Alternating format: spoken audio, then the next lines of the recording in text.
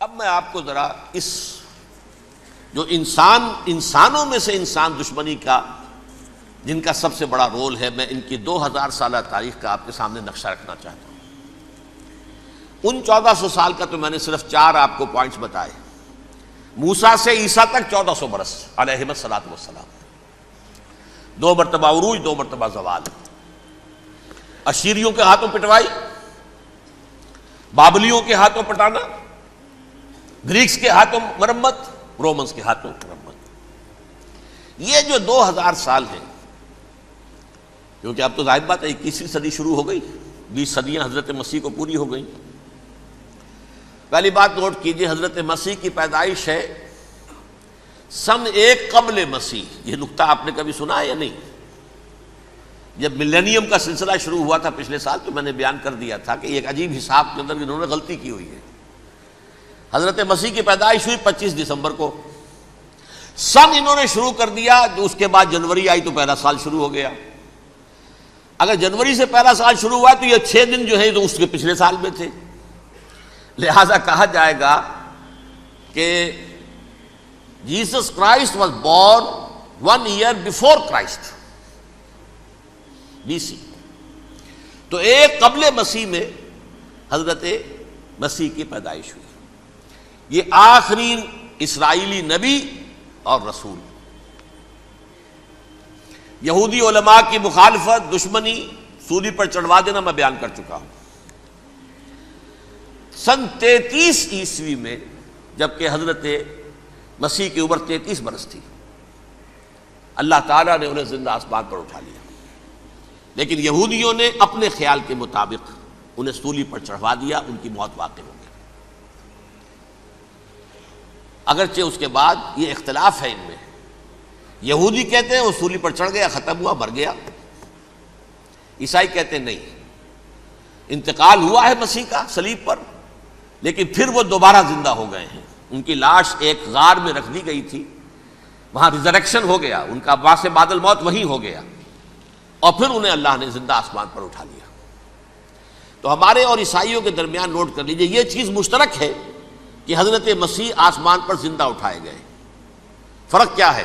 وہ سمجھتے ہیں کہ سولی دیے گئے، سولی پر مرے، پھر زندہ ہوئے، پھر گئے۔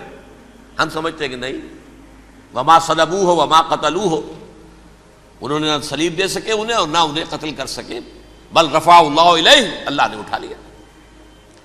پھر ہمارا اور یہ اس کا عیسائیوں کا ایک اور اتفاق ہے، سیکنڈ کمنگ آف جیسس، حضرت مسیح دوبارہ آئیں گے۔ یہ عیسائیوں کا بھی عقیدہ ہے اور ہمارا بھی۔ بہرحال تو جیسا کہ میں نے عرض کیا کہ اس وقت یہ عذاب استیصال، عذاب اکبر کے مستحق ہو چکے تھے، لیکن اللہ نے ان کی مدت دراز کی ہے۔ لیکن ان پر دنیاوی عذاب کا ایک کوڑا جو ہے اللہ تعالیٰ کی طرف سے اسی وقت برسا، دنیاوی عذاب دنیا میں رہتے ہوئے، ختم نہیں کیا۔ 37 برس بعد، حضرت مسیح کے رفع سماوی کے 37 برس بعد، سن 70 میں یہودیوں نے بغاوت کی رومیوں کے خلاف۔ رومی ٹائٹس جنرل تھا ایک، اس نے پھر جو حملہ کیا ہے، 1,33,000 یہودی ایک دن میں قتل کیا یروشلم میں، اور ہیکل سلیمانی گرا دیا۔ وہ ہیکل پہلے بھی گرا تھا، پہلے 1400 سال کے دوران میں بھی نبوکڈنیزر نے گرایا تھا، لیکن پھر اس کے 150 سال بعد انہوں نے دوبارہ بنا لیا تھا، اس لیے وہ اسے سیکنڈ ٹیمپل کہتے ہیں۔ پہلا ٹیمپل جو حضرت سلیمان نے بنایا تھا، نبوکڈنیزر نے گرا دیا 587 قبل مسیح میں، پھر دوبارہ انہوں نے 150 سال کے بعد بنا لیا۔ وہ اس تاریخ کا حصہ ہے، میں نے جس کے بارے میں آپ کو تفصیل نہیں بتائی۔ اس میں یہ ہوا سن 70 میں وہ گرا دیا گیا، وہ آج تک گرا پڑا ہوا ہے۔ نمبر 2، یہ کہہ دیا گیا کہ یہودیوں اس ارض فلسطین سے نکل جاؤ، تم یہاں نہیں رہ سکتے اب۔ لہذا جس کا جہاں سینگ سمایا چلا گیا، یورپ میں چلے گئے، ایشیا میں آ گئے، عرب میں آ گئے، یہ 3 قبیلے جو رات بھی میں نے عرض کیا تھا، بنو قینقاع، بنو نذیر اور بنو قریظہ، یہ وہاں سے آ کے مدینے میں آباد ہو گئے۔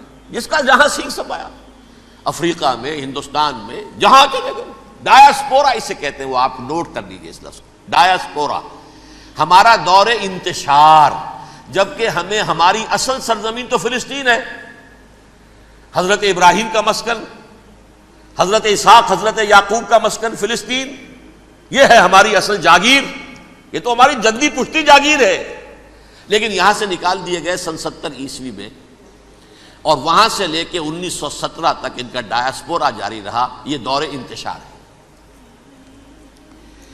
اس دور انتشار کے اب چند حصے ہیں جس کو میں چاہتا ہوں کہ آپ علیحدہ علیحدہ سمجھ لیں۔ دور انتشار کا جو پہلا جو ہے تقریباً 300 برس، رومی حکمران تھے، وہ یہودیوں کے بھی دشمن تھے اور عیسائیوں کے بھی دشمن تھے، عیسائی اور یہودی ایک دوسرے کے بھی دشمن تھے، لیکن رومی سمجھتے تھے کہ یہ ایک ہی تھیلی کے چٹے بٹے ہیں۔ رومیوں کے نزدیک عیسائی بھی یہودیوں ہی کا ایک فرقہ تھے، کوئی علیحدہ مذہب تو تھا ہی نہیں،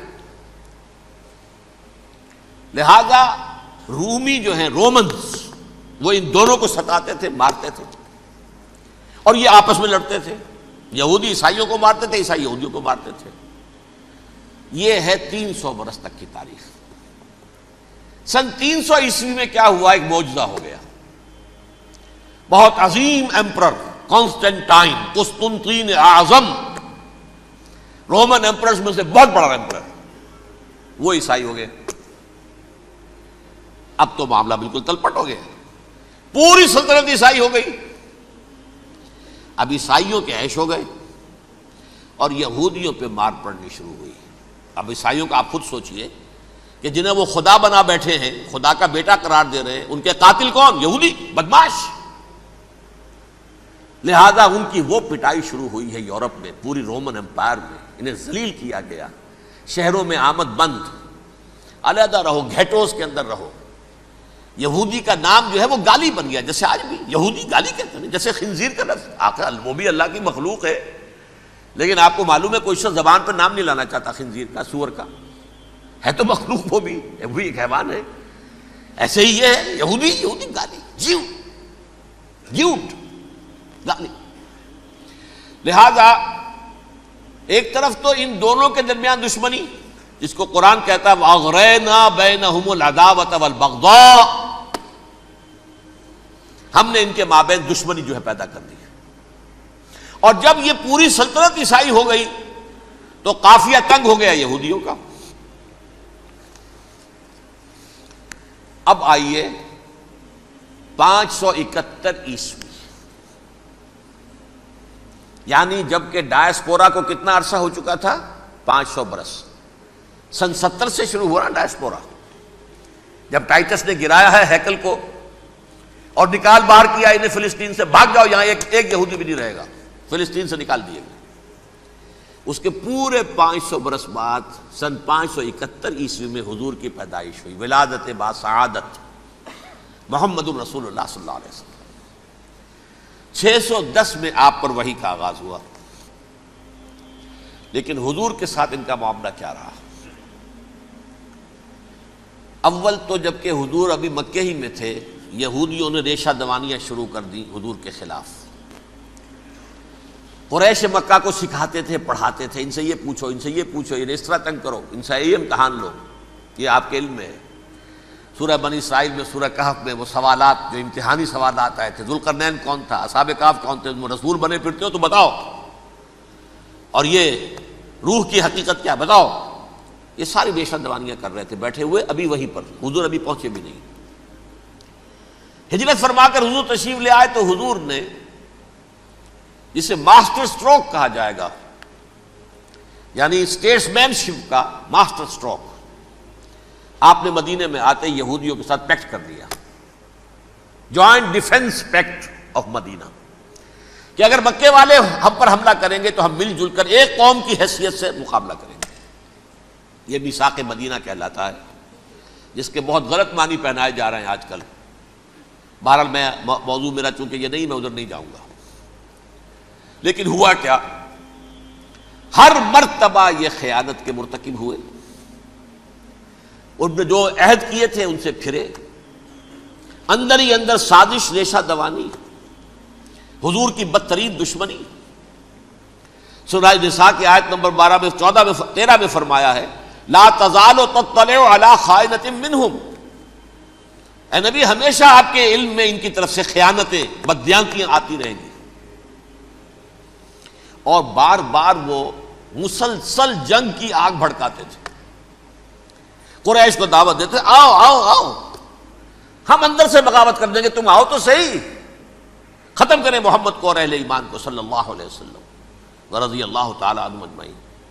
لیکن پھر جب وہ آتے تھے تو یہ دبک جاتے تھے، ان میں ہمت نہیں تھی، میدان کے مرد نہیں رہے تھے. یہ سورہ حشر میں ان کا نقشہ کھینچا گیا ہے. کھلے میدان میں مقابلے کی اس کے اندر صلاحیت ہی نہیں ہے. یہ تو فصیلوں کے پیچھے سے، جیسے عورتیں کہیں دیہات میں لڑائی ہوتی ہے تو مرد جو ہے گلیوں میں لڑتے ہیں، عورتیں اوپر سے پتھر پھینکتی ہیں، بس وہ کام یہ کر سکتے تھے. من ورائے جدر، فصیلوں کے پیچھے سے، جنگ میں میدان میں نہیں آ سکتے. بہرحال قرآن مجید میں ہے یہ سورہ مائدہ کی آیت نمبر 64، کلما اوقدوا نارا للحرب اطفاها اللہ. اکثر و بیشتر مواقع پر تو یہ جب آگ بھڑکاتے تھے جنگ کی، اللہ اسے بجھا دیتا تھا. لیکن بہرحال اس کے باوجود جنگیں ہوئی، غزوہ بدر، غزوہ احد ہوئی کہ نہیں؟ یہ ساری اصل شرارت ہوئی. اور اس کے نتیجے میں حضور نے پھر ایک ایک کر کے 3 قبیلوں کو سزا دی. غزوہ بدر کے فوراً بعد بنو قینقاع نکالے گئے مدینے سے، غزوہ احد کے فوراً بعد بنو نذیر نکالے گئے، اور غزوہ احزاب کے بعد بنو قریظہ نکال دیے گئے. یہ تو میں نے آپ کے سامنے رکھ دیا صرف حضور کے زمانے میں ان کا کیا رویہ رہا. دشمن، رات بھی ہم نے وہ آیت پڑھی تھی، لَتَجِدَنَّ أَشَدَّ النَّاسِ عَدَاوَةً لِلَّذِينَ آمَنُوا الْيَهُودُ وَالَّذِينَ أَشْرَكُوا. اہل ایمان کی دشمنی میں شدید ترین تم پاؤ گے یہودیوں کو اور مشرکین. مشرکین بھی بعد میں ہے، پہلے یہودی. حضور کے بعد کیا ہوا اب یہ نوٹ کیجئے، یہ ان کی تاریخ کا دوسرا دور ہے. حضرت عمر رضی اللہ تعالیٰ عنہ کا عہد خلافت ہے. بیت المقدس کا محاصرہ کیا گیا، فصیل بڑی اونچی، شہر اندر سے سیلف سفیشینٹ، حملے کا راستہ کوئی نہیں، محاصرہ طول کھینچ رہا ہے، لیکن ان کے پاس رسد بھی موجود ہے، پانی بھی موجود ہے، وہ دروازے بند کر کے بیٹھے ہوئے ہیں. بالآخر اللہ تعالیٰ کی مشیت کا ظہور کیسے ہوا؟ ان کے کچھ علماء آئے فصیل پر، کہا دیکھو مسلمانوں، تم قیامت تک بھی یہاں پڑے رہو گے محاصرہ کر کے، ہمارا یہ شہر فتح نہیں ہوگا. ہاں ایک درویش بادشاہ کے ہاتھوں یہ شہر فتح ہونا ہے، لیکن تمہارے اندر ہمیں وہ نظر نہیں آ رہا. ابو عبیدہ بن الجراح رضی اللہ تعالی عنہ، امین هذه الامہ، ان کا فوراً ذہن گیا وہ درویش بادشاہ مدینے میں بیٹھا ہوا ہے عمر رضی اللہ تعالی. اب ایک اور عمر بھی ہے جو قندھار میں بیٹھا ہے. نقشہ وہی ہے، سادگی کی حد تک نقشہ وہی، بالکل وہی، اپنی آنکھوں سے دیکھا ہے وہی سادگی. عمر اول، عمر ثانی تھے عمر بن عبد العزیز. اب ایک اللہ کے فضل سے اللہ تعالیٰ ایدہ اللہ بنصرتہ، اللہ تعالیٰ ان کی نصرت فرمائے، دشمنوں کو ان کے مقابلے میں نیست و نابود کرے. انہوں نے ریکویسٹ بھیج دی کہ حضور تشریف لائیے، یہ شہر فتح ہو جائے گا. وہ ہے سفر تاریخی، اتنا طویل سفر، تقریباً 700 میل، ایک اونٹ، ایک خادم، ایک منزل پہ امیر المومنین اوپر بیٹھے، خادم آگے چل رہا ہے، اگلی منزل پہ خادم اوپر بیٹھا ہے، امیر المومنین آگے جا رہے ہیں. اور جب پہنچے ہیں تو وہ باری تھی خادم کی. انہوں نے ہاتھ جوڑ دیا، حضور خدا کے لیے تم کیا کہیں گے لوگ، وہ میرا برا حال کر دیں گے، تمہیں شرم نہیں آئی؟ امیر المومنین پیدل آگے چل رہے ہیں نکیل پکڑ کر، اور تم بیٹھے ہو اوپر براجمان ہو. حضرت عمر فرمایا الدور دورک، نہیں باری تمہاری ہے، بیٹھ. اس حال میں پہنچے ہیں. اور پھر یہ کہ ابو عبیدہ بن الجراح آئے ہیں، استقبال کیا ہے تو دیکھا ہے اس حال میں چلے آ رہے ہیں. عمر نکیل پکڑے ہوئے چلے آ رہے ہیں، اور کہتے ہیں کہ کہیں کیچڑ ویچڑ تھا، جوتے خراب ہو گئے تھے، وہ بھی اتار کے ہاتھ میں پکڑے ہوئے، کپڑے تو تھے ہی پھٹے ہوئے. انہوں نے کہا بھی حضرت ابو عبیدہ نے، دیکھیے یہ بڑا متمدن ملک ہے، بڑا مہذب علاقہ ہے یہ، آپ ذرا حلیہ اپنا دوست فرما لیں تب جا کے پیش ہم آپ کو کریں گے.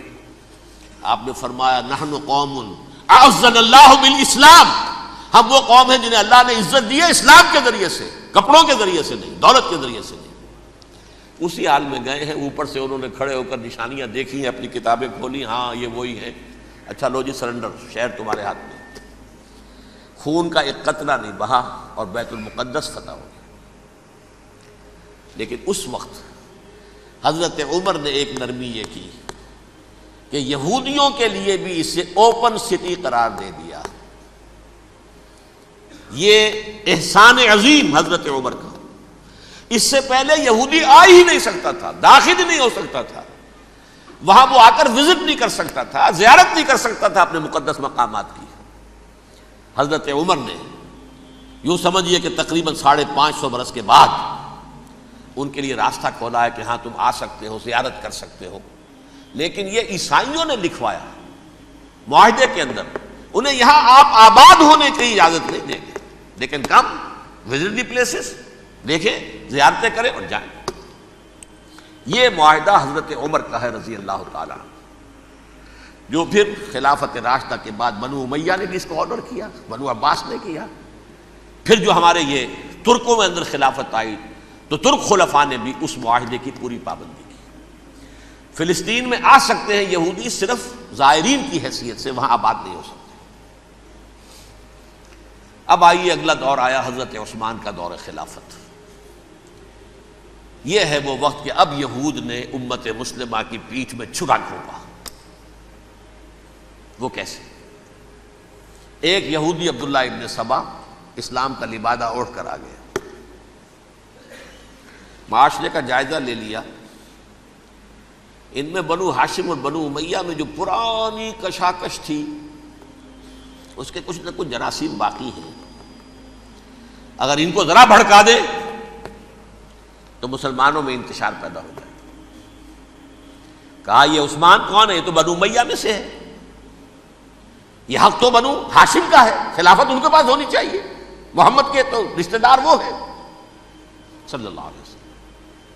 عوام الناس کے اندر بات پھیلنی شروع ہوئی، پھر ایک بڑی سازش کے انداز میں حضرت عثمان کے خلاف پروپیگنڈا، حضرت عثمان کے جو عاملین تھے، گورنر تھے، ان کے خلاف پروپیگنڈا، اور ایسی ہوشیاری کرتے تھے کہ کوفے میں کوفے کے حاکم کے خلاف کچھ نہیں کہنا، اجی مصر میں یہ ہو رہا ہے، اجی شام میں یہ ہو رہا ہے، اجی یہ جو عثمان ہے وہ یہ کر رہا ہے، یہ ظلم ہو رہا ہے، یہ لوٹ مار ہو رہی ہے، یہ خیانتیں ہو رہی ہیں۔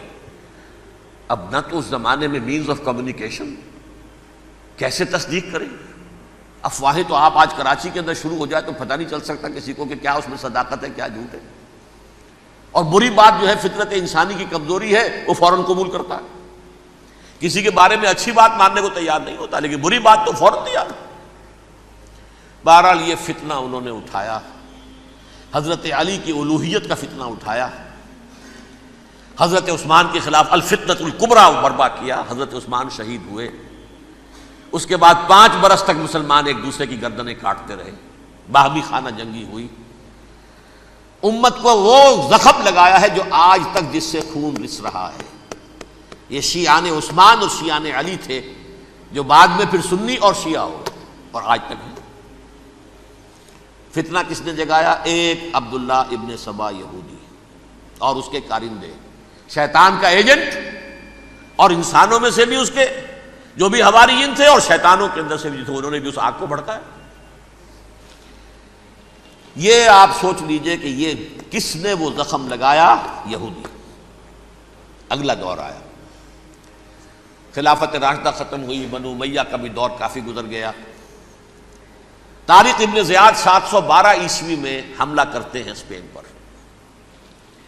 اسپین اس وقت عیسائیت کا بہت بڑا گڑھ، بڑے کٹر ترین عیسائی جو ہے وہ اسپین میں تھے، لہذا یہودیوں کی وہاں بہت پٹائی ہوتی تھی، بہت پٹائی ہوتی ہے، میں بتا چکا ہوں، دشمنی تھی ان کی تو چلی آ رہی تھی عیسائیوں کے ہاتھوں یہودیوں کی، وہ تو سن 300 عیسوی سے ایمپرر کانسٹنٹائن کے بعد سے شروع ہو گئی تھی۔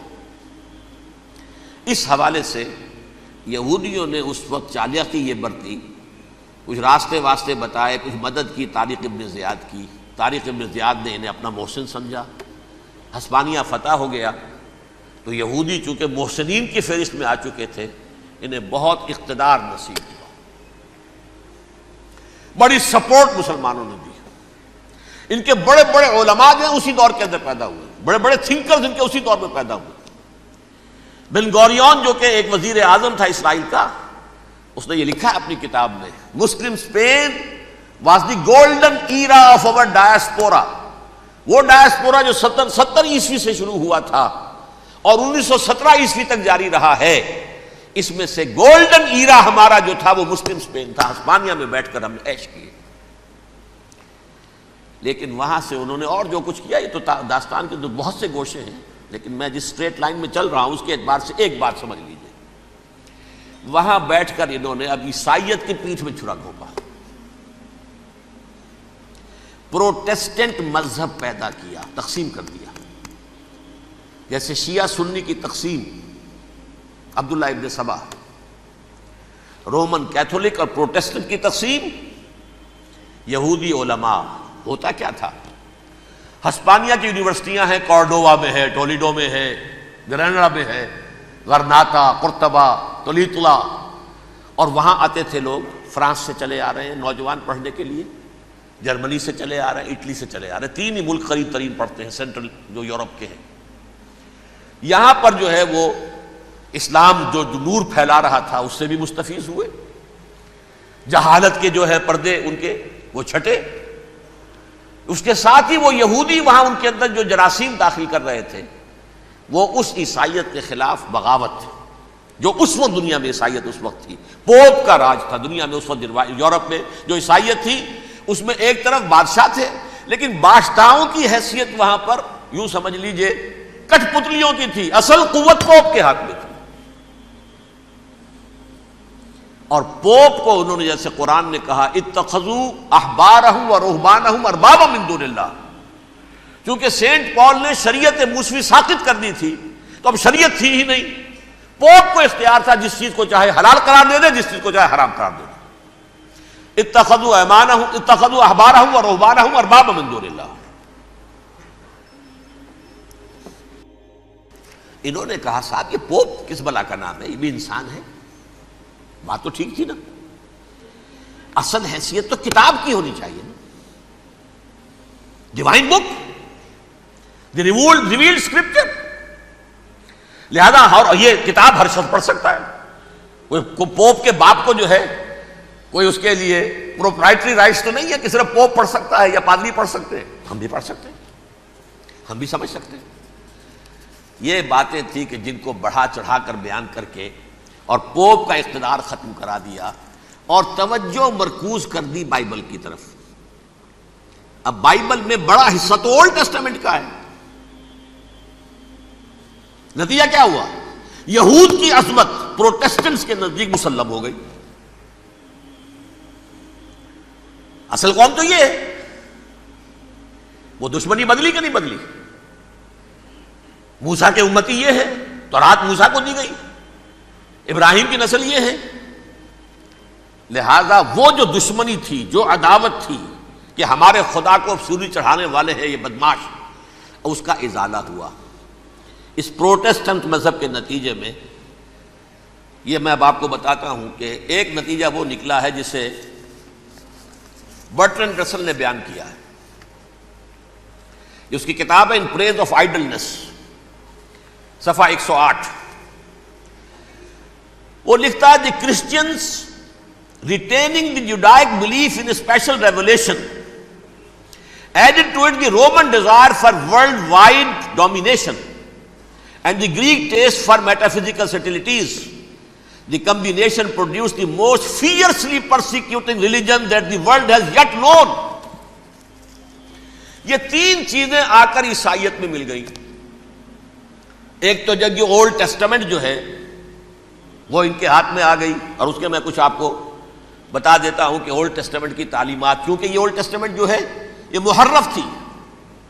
اصل تورات تو گم ہو گئی تھی 587 قبل مسیح میں، جب پہلی مرتبہ ہیکل جو ہے تباہ ہوا ہے، اس وقت ختم ہو گئی تھی.